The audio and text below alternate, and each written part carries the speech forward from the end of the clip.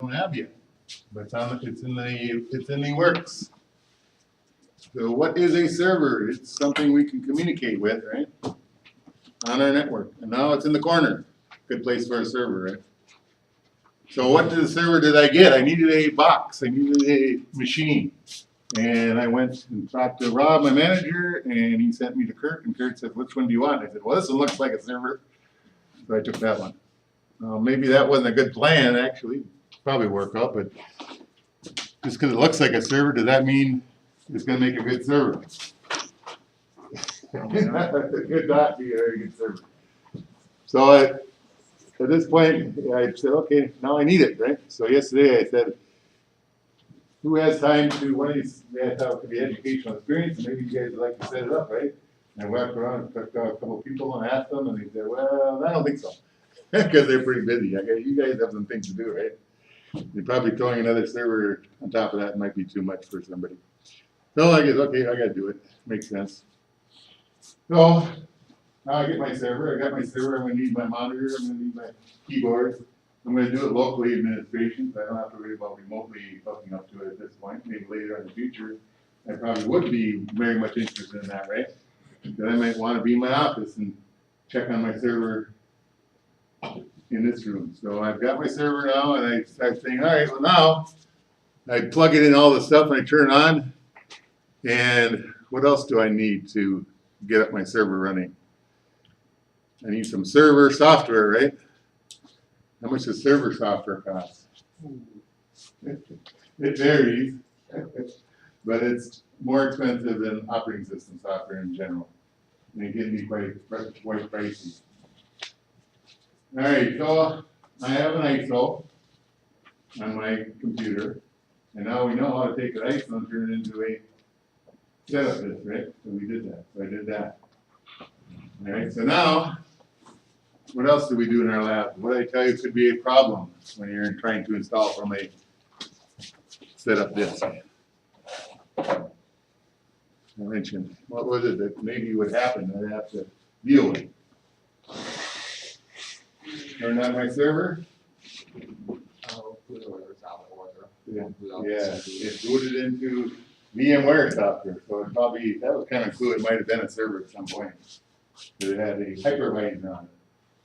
A hypervisor is the idea of an operating system that is designed to host virtual machines. So it had VMware already installed. So it booted up to the, which I didn't want, right? I don't want it to boot to that. I want it to boot to the DVD. No problem, right? So all I need to do is get it into the BIOS setting.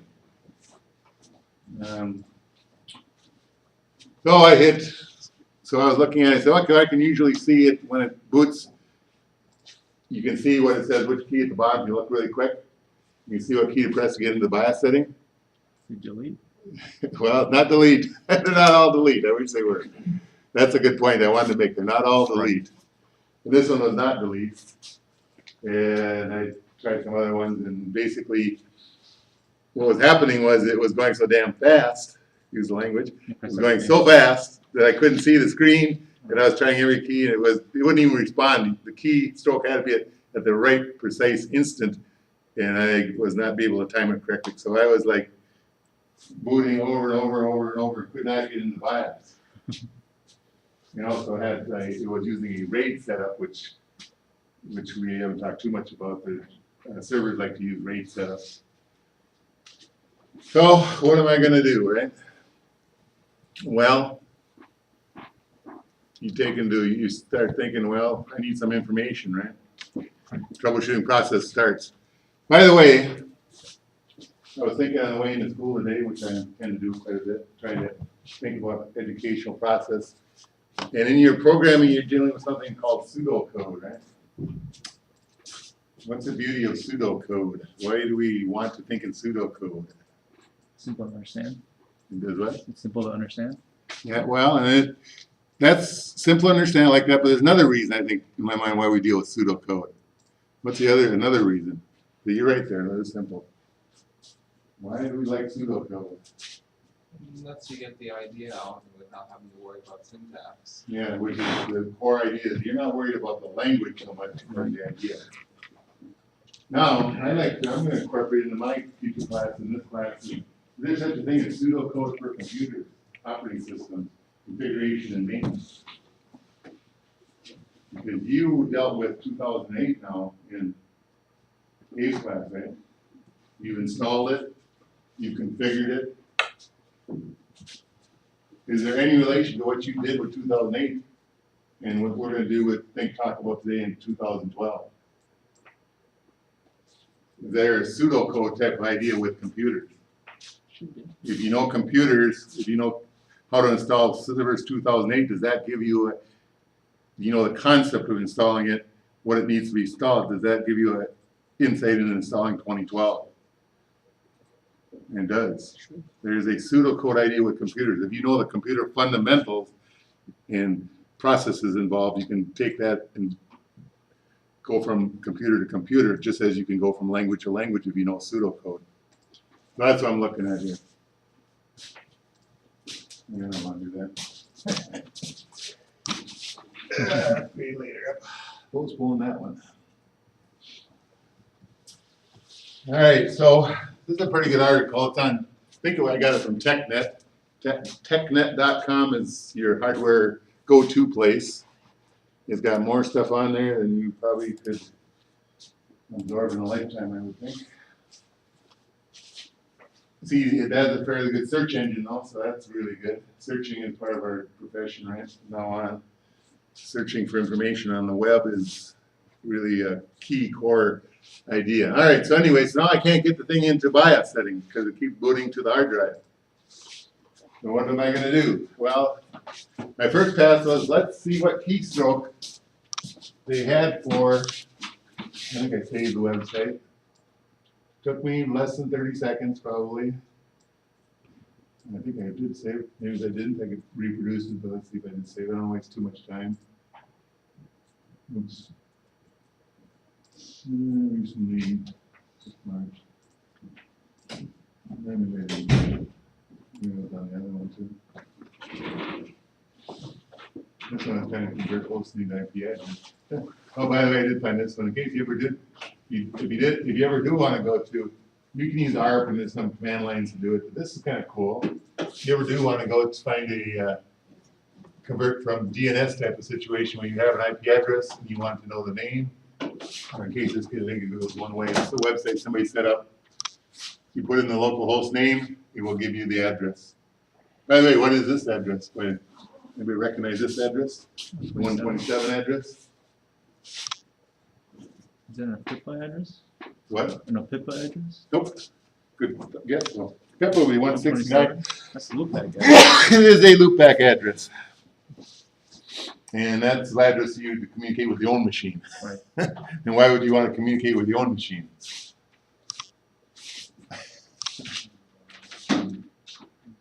Just to see if it's working. Right. Mostly.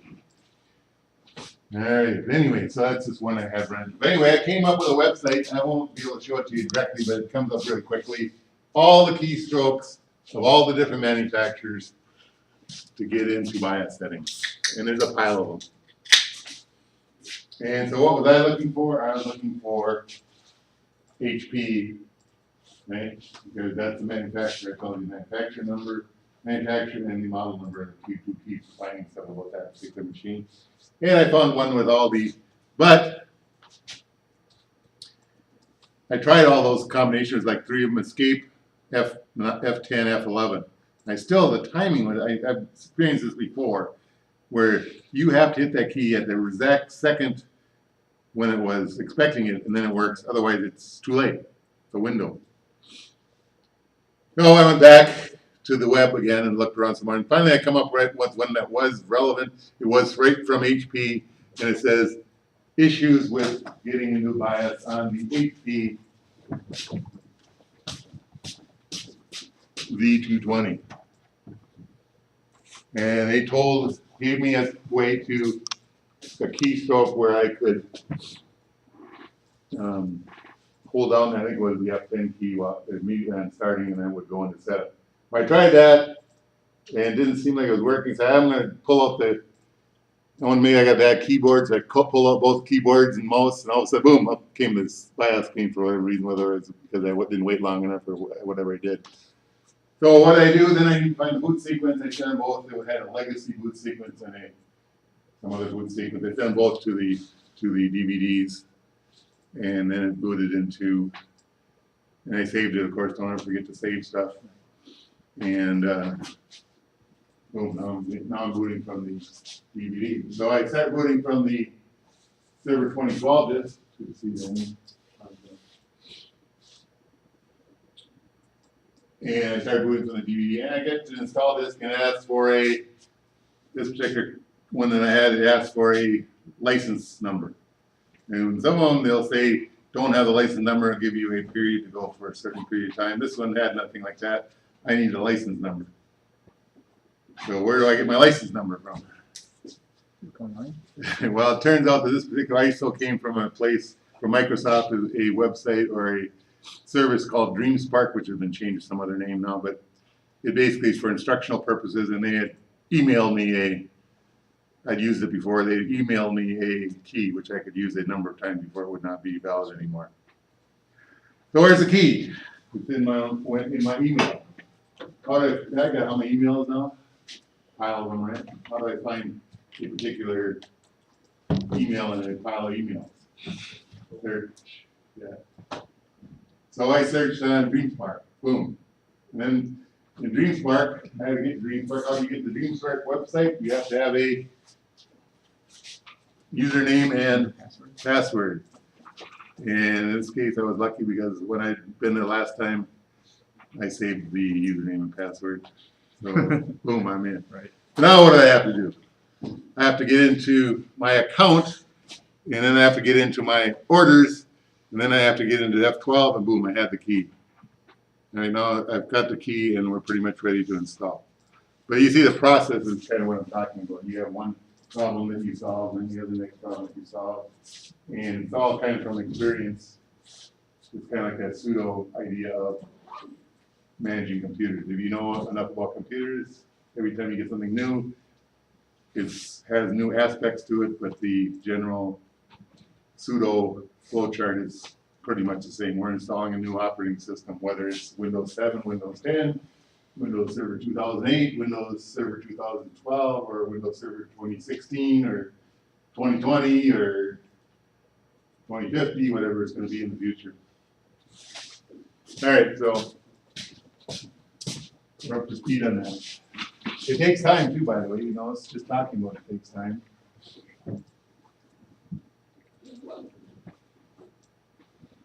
All right.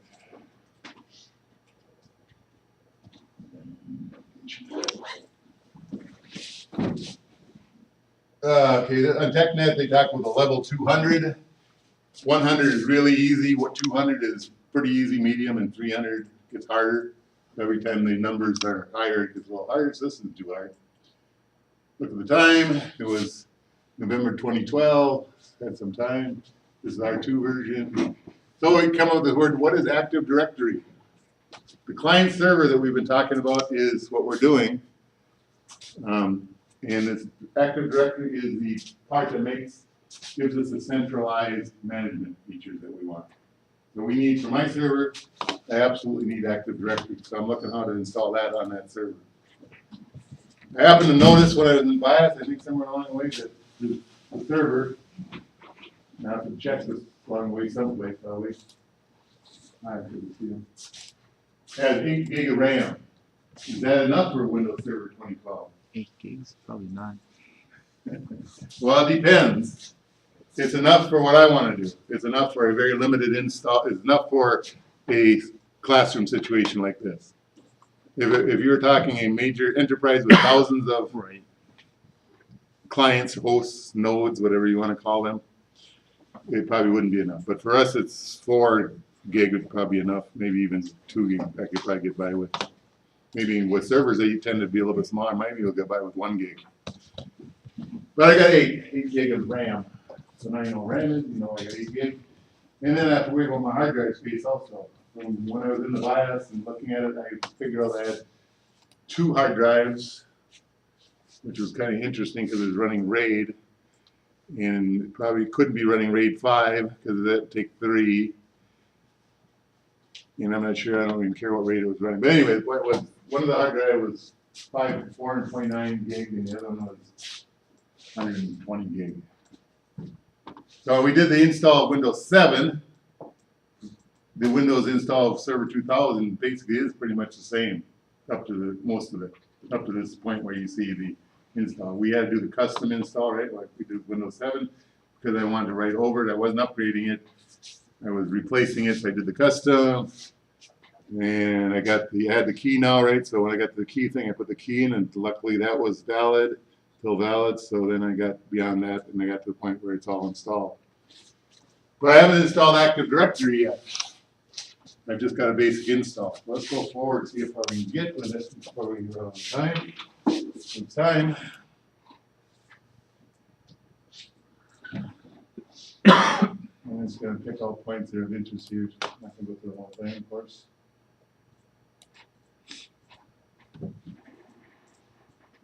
All right, so I need to get Active Directory.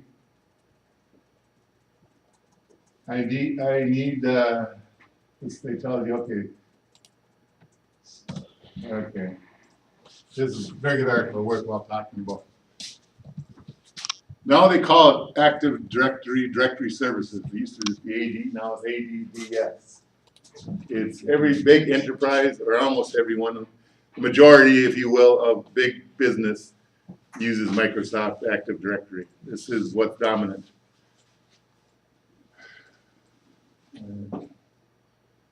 You mentioned PowerShell. You can actually deploy this with PowerShell command line, which we have an assignment in. Not to do that, but we are talking about PowerShell.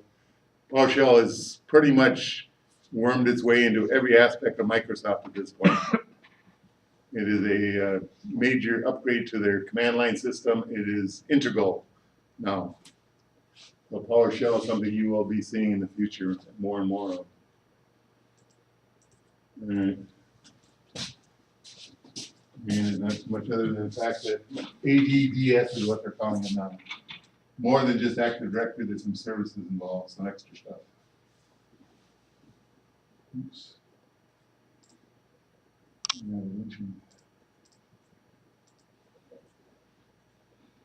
It's kind of the index of what they're talking about. All right. So now we have the computer on, and we need to get to the part where we're going to add roles and features.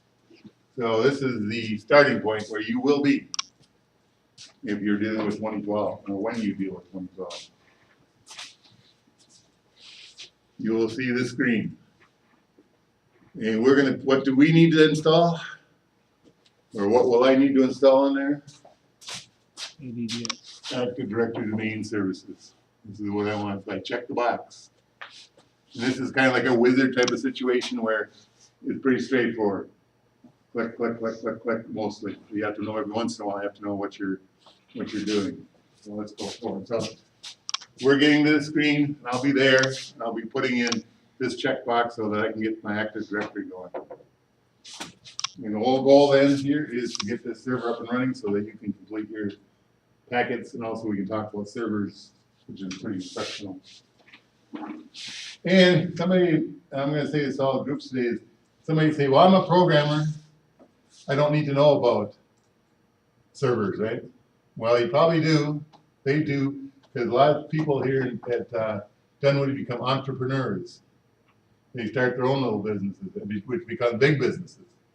And if you start your own web serving business, can you afford to hire an IT person immediately to do your IT work? Probably not. Probably not. Probably not in your budget. So who's going to do your IT work? Yourself. You're going to do it. Or somebody that, you're going to have to find somebody to do it, and you're probably more available than a lot of other people.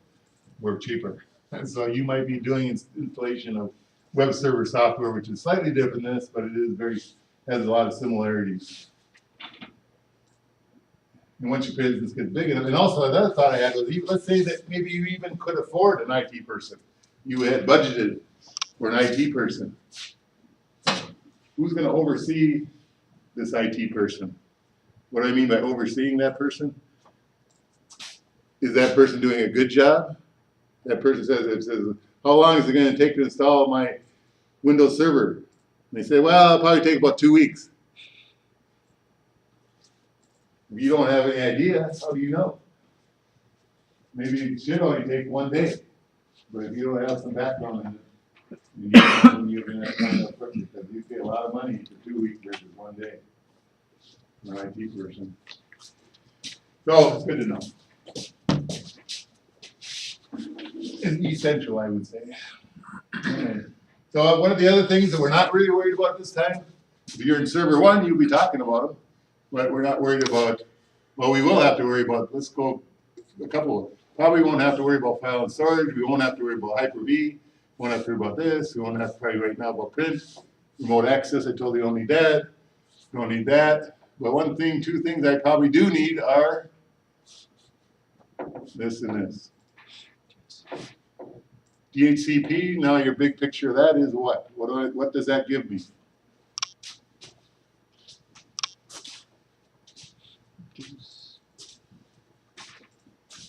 What does DHCP give me that I need? Exactly.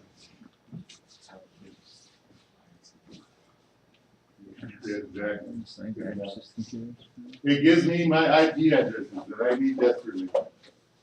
I have to have that. That's something that I'm not going to be able to function without, at least in my estimation at the moment. My experience tells me I want DHCP in this server. Which also gives me some issues I have to deal with in terms of the system we have in our network here, which is important. Right now, what is the difference between our orange network and our blue network? And you can take this with you for the rest of your time you're here, because we're set up on our system that way. Orange and blue. What's orange and what is blue? Blue's internal network. Which one? The blue is which? Blue's internal. Yep, which means really in this room. Most of the setups, the way I'm thinking about right now is when you're in blue, you're in this room. When you go orange, you still are connected kind of in this room, but also you have a connection to the rest of the building, if you will. You have a connection actually to the Dunwoody network. We've got our room network, we've got our department network, and then we've got the Dunwoody network. And we kind of dealt with that yesterday in part of our labs. We're dealing with that. We're thinking you've got your local, you've got your wireless, you've got your wired, and each of them you have to kind of realize what you're hooking up to. You also have your local, your work group, and your domain. And they're all 3, they look the same, but you have to know where you are because if locally you have almost full control of everything. But as soon as you get into the Dunwoody domain, who has control? The centralized Active Directory server. Now, if we set up a DHCP server and we connect up, it's just in this room, we have no problem. Everything's cool. We hook up to it, we get our addresses, and we're fine. If we hook up the DHCP server to the Dunwoody network, what could happen? A student could come in that's not even related to us in any way, and they'd get an address from us. And the address would be in some network that has no connection to Dunwoody. They're not recognized by Dunwoody system. And so what kind of services would they get? What services would someone that hooked up to our network get? I'm not sure what everyone's server is for. Yeah, and basically it could be minimal. Yeah. And so they get nothing, basically. They get almost nothing. And that's not gonna make them happy either. And so as soon as the student gets no services that they're used to getting, what are they gonna do? Well, either they go home or they go on to IT, probably one or the other. Where they suffer in silence? Maybe not. But anyway, they go on IT. And eventually IT, maybe I don't know how long it depends on what they're thinking, but eventually they're gonna find out what's wrong. And then what are they gonna do? Okay. I would expect them to come up to me and say, wait a minute, what are you doing in this room right here? Right. You have hooked up what they call a rogue server, PHPC server. You are giving out addresses that are really causing a lot of trouble. And they're gonna say, stop it, don't do it anymore. So what do we have to guard against with this setup with this server? Making sure that once I have DHCP enabled, that I only give out addresses within this one. Otherwise, I don't want to become a rogue service. Alright, so we need Active Directory for sure. We need DHCP for sure. We need DNS for sure. Let's go through this, see where we take it from there. So that's be my goal, is to get the Active Directory, the DNS, and DHCP working on this server. And that's kind of almost, I think, basically all we really need for this particular server at this particular time. And it's kind of a click through, you check the box, and then you go to next. Keeping your eye out for, you might see warnings, and which are yellow, and you might see errors, which are red. Warnings, probably you have to pay attention to, but they might not be a situation that's going to kill you. Errors, though, probably are something, red ones are probably something you have to deal with immediately. And what do we got? What is this telling us? You could do this in PowerShell if you wanted to. You could do the installation of Active Directory in PowerShell. Either do it with the GUI, the graphical user interface, or with PowerShell. When I installed it, I had a choice between the GUI, GUI, and Core. If you pick Core when you do the installation, what do you get when you're done? You get a prompt. That's it. You get no graphical user interface. Why is a Core installation might be a good idea? Well, it turns out Core is very compact and it's somewhat limited in terms of ability for hackers to attack it. So a Core system may be more secure. And you might be seeing more of that with PowerShell. Gives you so much ability to do whatever you want. You might be seeing more of the Core. But I wanted to go with the GUI, so I picked GUI on the installation when I did the installation. So I have the full GUI. This is the Core. This is what you get. And it's much different than if you install the GUI, the Active Directory.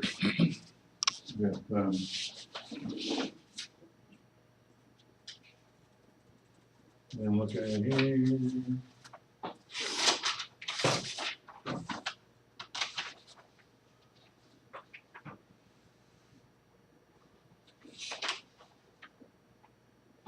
Take a look at this. This is what I got.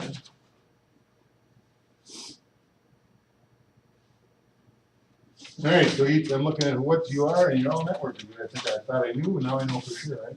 So is this pertinent to you, what I'm talking about? Do you want to be paying rapt attention today?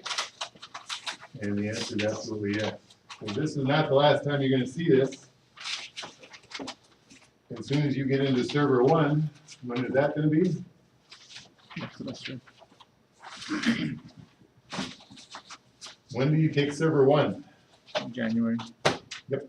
And so you won't be seeing it immediately because they start out, if I understand what I did, and things have changed, of course, but they start out with Windows 7. But after 9 weeks, you will then be right here.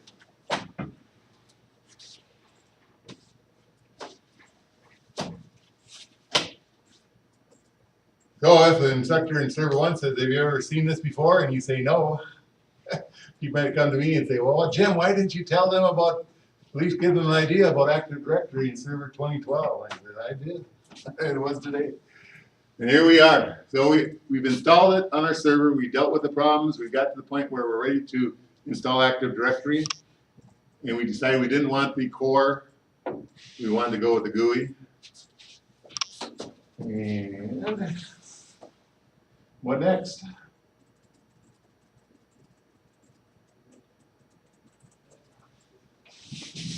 Well, we're talking about adding a new forest. So this is what we're going to do. And you think of a forest as many trees, right? That's my idea of a forest. Many trees, right? But could you have a forest with one tree? No. I wouldn't think so. Yeah. But it's a trick question because in this situation, yes. As soon as you put that first server with it becomes a forest. And then you start adding trees to that forest. But one tree can be a forest. And that's we're making a new forest. I guess you have to have a forest, you have to start with the first tree, right? So you just have to live with that. It doesn't really make intuitive sense that you'd have a forest with one tree, but that's the way the bottom line is. This is now a forest. So we're adding once we've got a forest, could we do later on?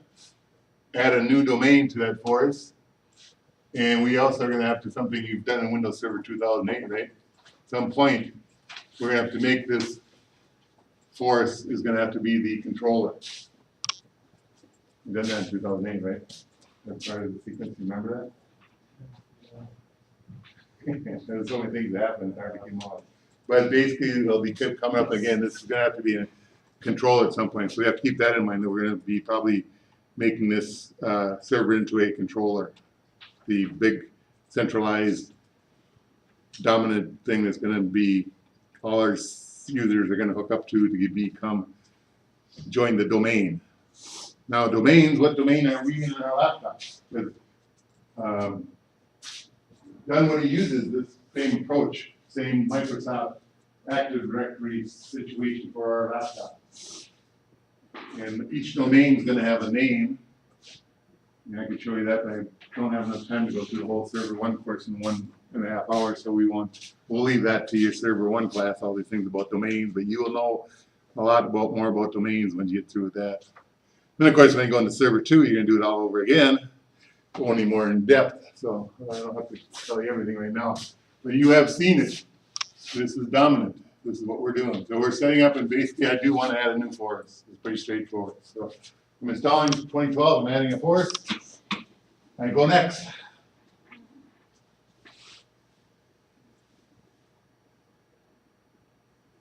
One thing that's when you do server 1008, remember I said just a minute ago that you had to make it a controller? You did it with a command that said DC promo.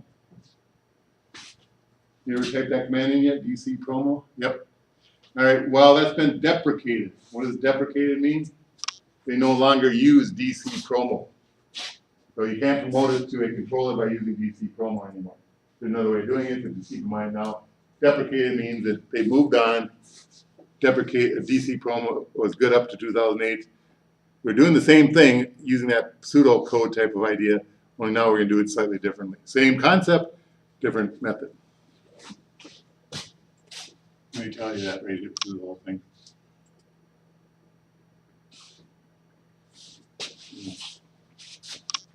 A lot more you need to know. The DC promo is not good for 2012. And you got more PowerShell stuff. And we're not gonna do that. Not gonna do that. I think we're gonna do this.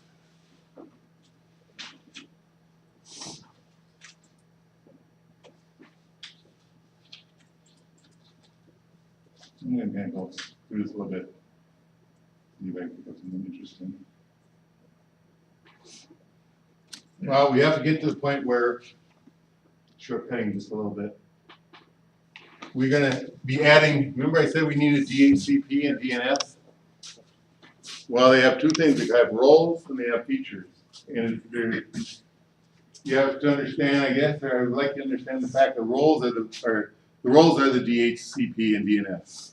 Features are kind of like subsets of roles, a little not quite as major.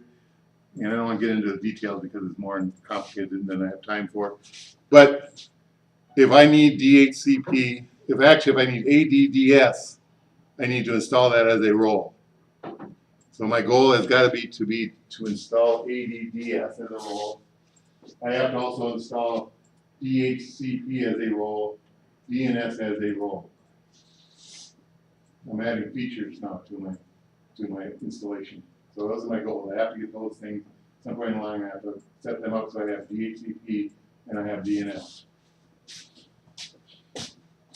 And we're looking at the dashboard now, and we are going to install Windows features. And we go over to Manager. This is one of these major things that you'll be using. Clicking on here tells me I can add roles and features. So I'll be going there immediately almost, because that's what I want to do. I want to add the ADDS, and I start by going here where it says add roles and feature, And I start by, notice I'm in the service manager, and when I'm in the wire into the first page, there'll be a little icon down here, the service manager. I click service manager, end up here, I go to here, and I add roles.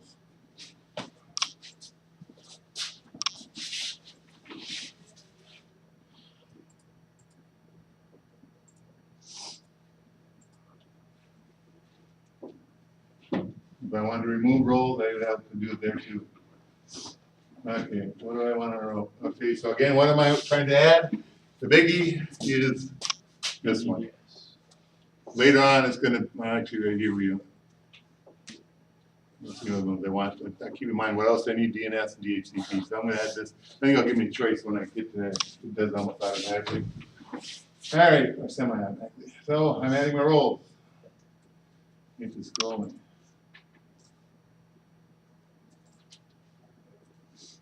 All right. This slow down my look better. All right. Add roles and features. All right.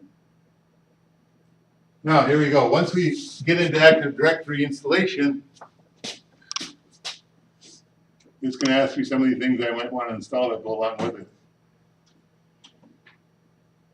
And we're kind of like, and this is, they've set up so you can basically do with this basic installation.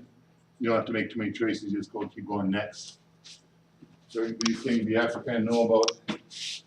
And if you have trouble, you have to kind of figure out what's going on.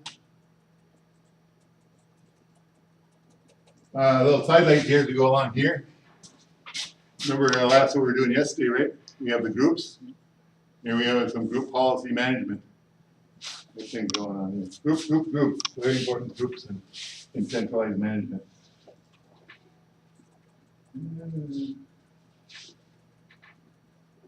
I don't want to remove them, I'm trying to install them.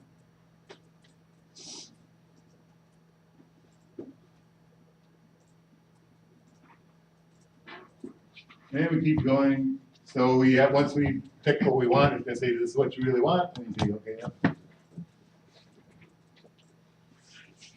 Final checkpoint before we start installing.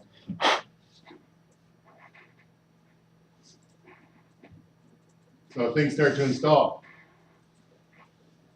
So what are we installing? So we're checking ourselves as we go along. Well, I guess they chose this one. We chose group policy management. Probably wouldn't hurt. We probably put the remote server administration tools in. Probably wouldn't hurt either, in case I ever want to remotely manage it, which is really the standard nowadays. And we put in some tools in PowerShell, and we put all this stuff in. This is what we're installing. And it's started. You can see it's already had roles and features. Some of these minor ones, some of the big ones are the Active Directory, but some of these other tools, they're kind of like the features. Not the big ones, but kind of like additional stuff. They'll make it helpful.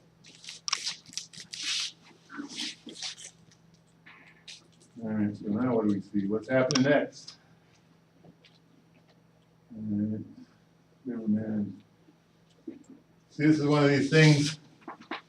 We've got a notification, if you will. It's not a stop type of thing with a red, but it's telling us. And we are going to, so if you notice that we've got some server name, which will eventually, what's our name got to be if we're going to follow our packets? You remember what, have you looked at your packets and see what the name is? You should be at some point. If we're going to have a name for the server, I'm just hitting highlights.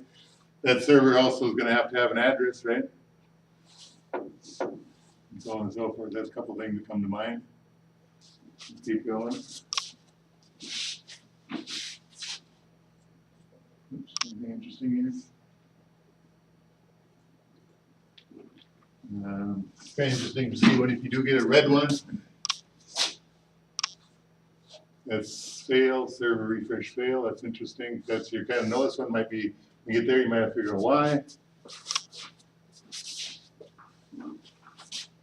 Yellows sometimes don't mean much. Red ones do usually.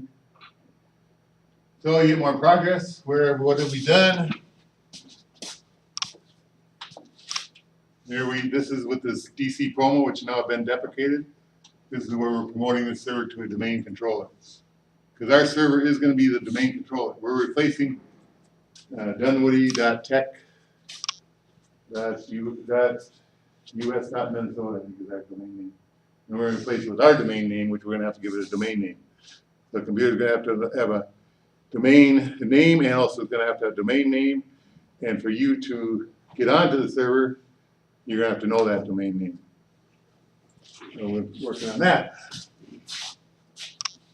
Okay, so we keep going. And highlights. I don't want to install or disable. Add new forest. Have to look at that a little bit. We have some options.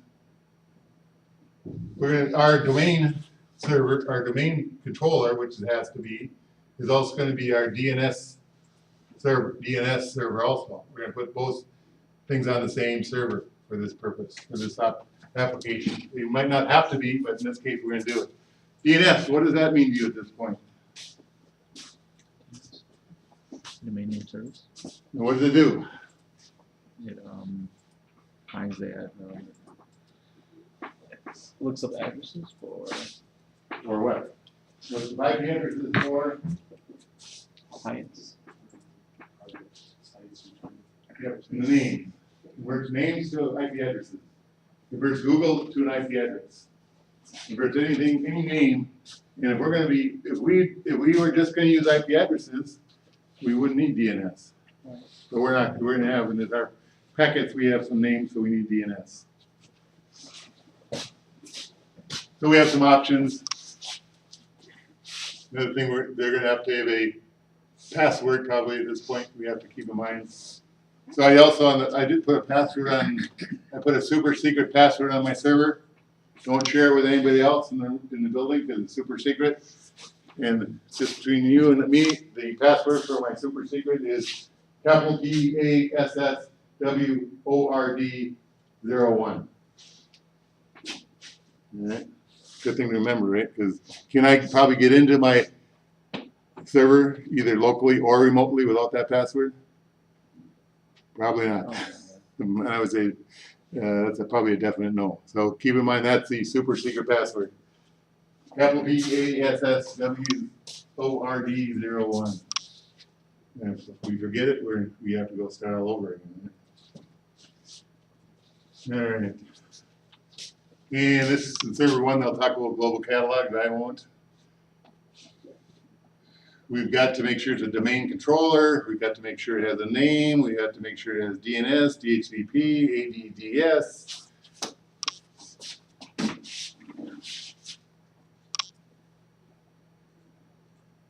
And there's the domain control options.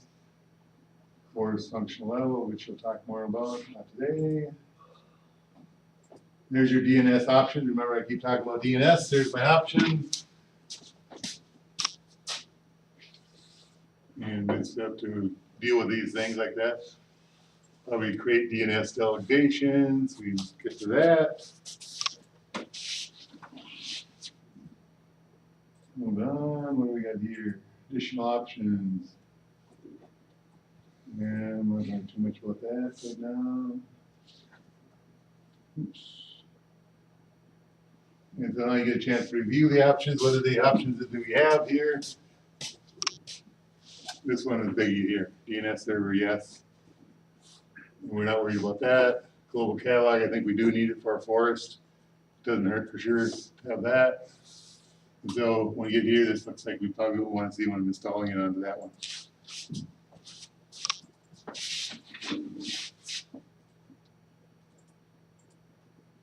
And we are doing it in PowerShell.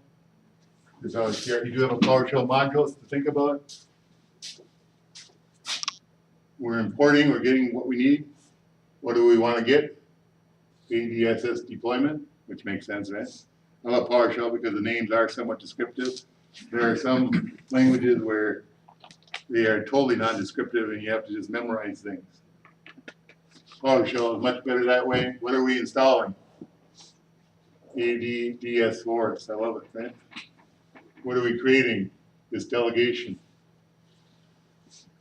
We're trying giving a path and figuring out where something is probably. Domain mode. Windows 2012, that's what we're talking 2012. domain name. Here's that, remember, and somewhere along, we're gonna have to put in a name. What are we gonna call it? We have a choice to put anything we want, it has to be in the right format. It basically is, it could be anything, it's gotta be dot, whatever you want. We'll use com, because that's very common. And basically we don't have to worry too much about, this is what they call a FQDN, fully qualified domain name. In other words, where are we going? It's a hierarchical type system. So what do we got going? Where is the root, if you will, for this whole thing? It's like a file system. Where is the root for your file system? From my where I told you about, where do I have the root? Top. At the top. The main folder. What's our root for our computer, basically? In our file system in our laptops? Where would the root be? Where is the root for our file system on our laptops? How would you designate it? C drive? C colon is the root. So where's the root with a fully qualified domain name?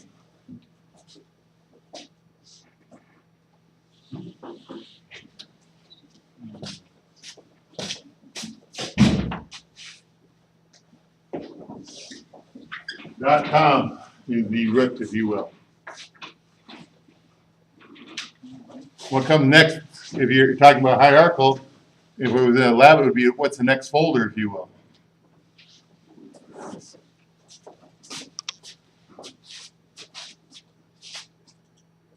.com's the root. What's underneath the root?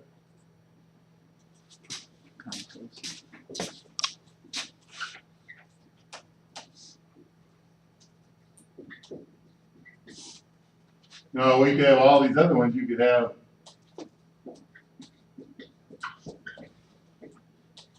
no control, so.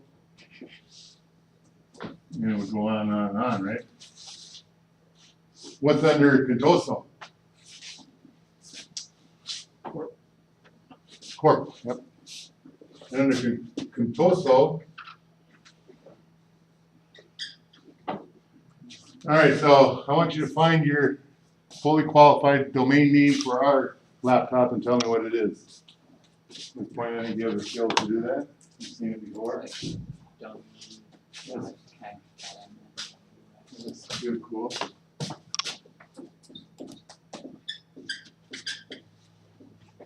What?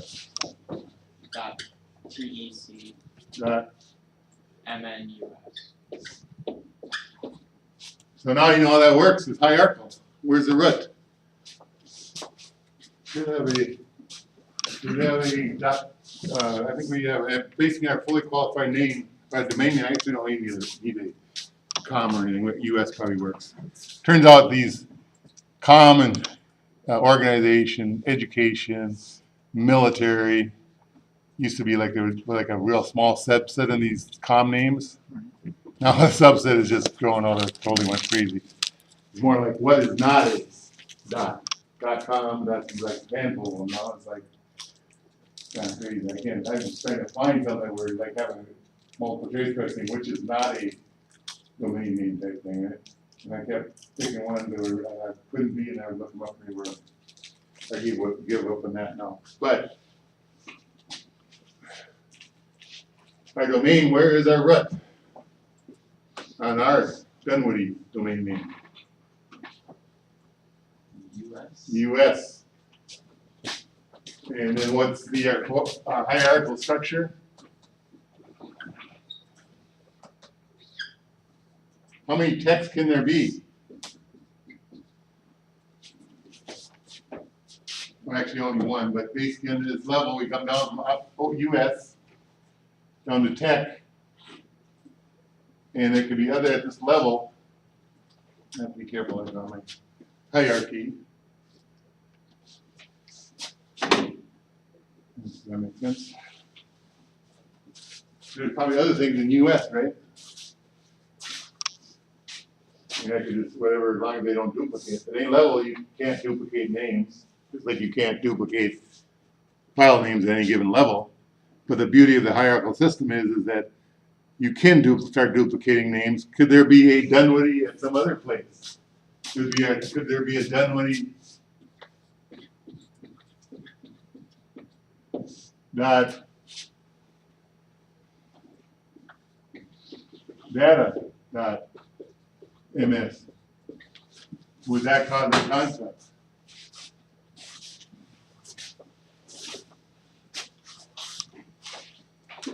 Could you have a folder, if you have a root, which would be a C drive, and then you had a folder that had Minnesota in there, and then in that Minnesota folder, could you have a data folder? In that data folder, could you have Dunwoody? Would that work? Then could you have a same US folder with the same Minnesota folder, but now instead of a data folder, you had a tech folder? Could you put Dunwoody in that one too? Yes, there would be no conflict here, because of the hierarchical system. What would you have versus the hierarchical system is a flat system. Flat system is very simple. You just have all the names. But the problem with a flat system is that you can have no two duplicate names, so you could not do it the same way you could do with and we've gone with the folder system for that reason. It'd be like a flat system would just like having your desktop. Everything would be on your desktop. How many files do you have on your computer? In the thousands, right? Tens of thousands. Can you imagine if you had 10,000 icons on your desktop? Or maybe 10,000 listings on your landline? Could you manage that? No, the organizational structure would be way too flat. You spend all your time looking for something. And so this DNS system is worldwide, by the way. There are DNS servers that handle the internet, and they actually do exist. There, if you Google it, you'll find out how many there are. I think the one time number that comes to mind is 11. I think like that. Probably changes as time goes on. All right, so we do have to worry about domain name because we're going to have to use that. So we'll think about that. Giving you a preview of server 1.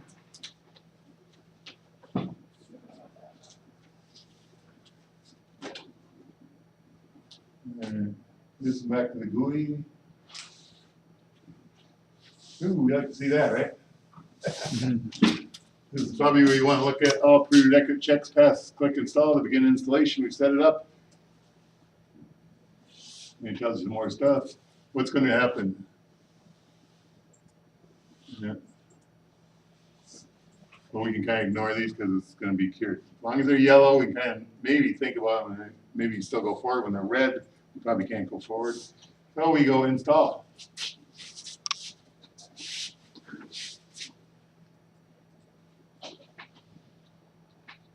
What do we have here?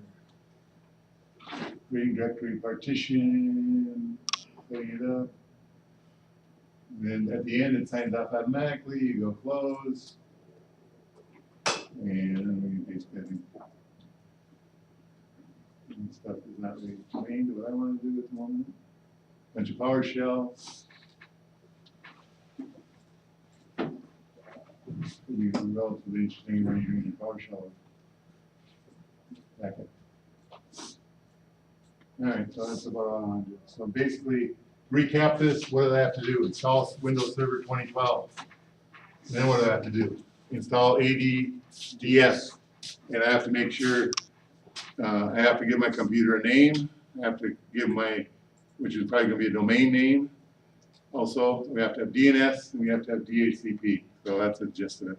Got to get Windows Server 2012 installed. I have to get DHCP, DHCP, and DNS. I have to make it a domain controller.